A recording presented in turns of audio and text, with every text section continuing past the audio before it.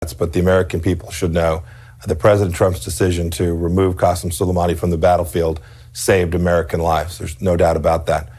He was actively plotting in the region to take actions, a big action as he described it, that would have put dozens, if not hundreds of American lives at risk.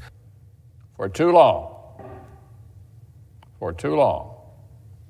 this evil man operated without constraint, and countless innocents have suffered for it. Now his terrorist leadership has been ended. Now, predictably enough, in this political environment, the operation that led to Soleimani's death may prove controversial or divisive. It is my view that the president does not have the authority for a war with Iran.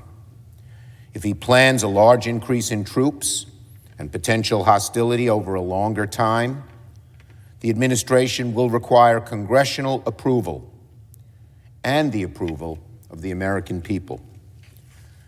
The president's decision may add to an already dangerous and difficult situation in the Middle East. The risk of a much longer military engagement in the Middle East is acute and immediate. How significant is this? We killed the most powerful man in Iran, short of the Ayatollah.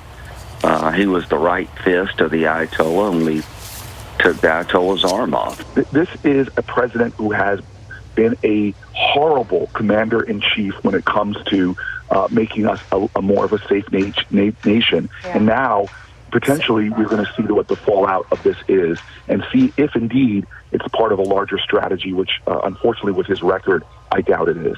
I've said for a long time that going to war with Iran would make the war in Iraq and even Afghanistan look like a picnic. It will be far more costly and devastating in American lives and in taxpayer dollars. And I don't believe the American people want to go to war. As we all remember, Trump promised to end endless wars. Tragically, his actions now put us on the path to another war, potentially one that could be even worse than before. If we have learned nothing else from the Middle East in the last 20 years, it's that taking out a bad guy is not a good idea unless you are ready for what comes next. I think it's really important for New Yorkers to understand that we are now potentially facing a threat that's different and greater than anything we have faced previously. His sole job was to just export terrorism throughout the Middle East and do so in Iraq. To be caught right there in Baghdad is appropriate. But it also shows that this president, using our military, our intelligence, our State Department, doesn't draw red lines. But in real time, making these decisions, you can't make a decision to take out a key general by committee. It just doesn't work that way. It never has worked that way, and candidly can't work that way in the future. We're not going to lament his death. But the question is that has to be answered by the administration next week when Congress comes back into session is what brought us to this moment. We have had other moments in which we could have taken Soleimani out. We did not. And reaction to that deadly airstrike reflecting the partisan divide. But there are questions across the political spectrum about the strategy and about what comes next. ABC's Mary Bruce on Capitol Hill. On Capitol Hill today, high praise and sharp criticism for the president's surprise strike. The top Democrat on the Senate Intelligence Committee says he found out through press reports. There was a threat. I think the threat was real. What I don't have confidence in, had the administration fully thought through all the implications of this action. And do you think that the U.S., that this administration is prepared for any potential retaliation? I would love to be able to answer that question with an affirmative. I don't know.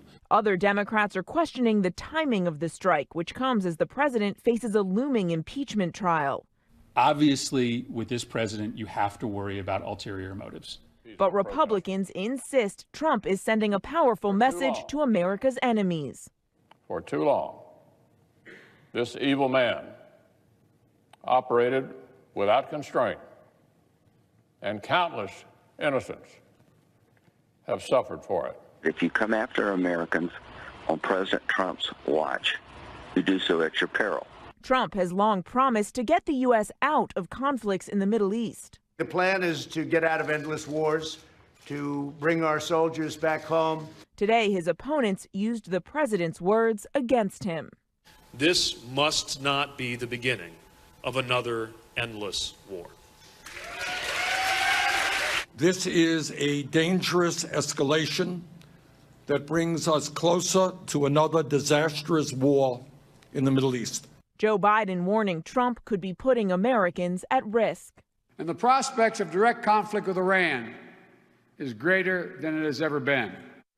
Strong reaction on both sides, and Mary Bruce is joining us from Capitol Hill. Mary, most members of Congress were not given a heads up about the president's action against Iran, and tonight lawmakers from both parties are demanding more information.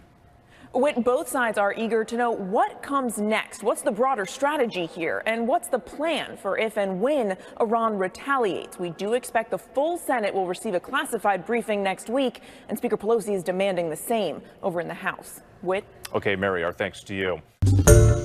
Hi, everyone. George Stephanopoulos here. Thanks for checking out the ABC News YouTube channel. If you'd like to get more videos, show highlights, and watch live event coverage, click on the right over here to subscribe to our channel. And don't forget to download the ABC News app for breaking news alerts. Thanks for watching.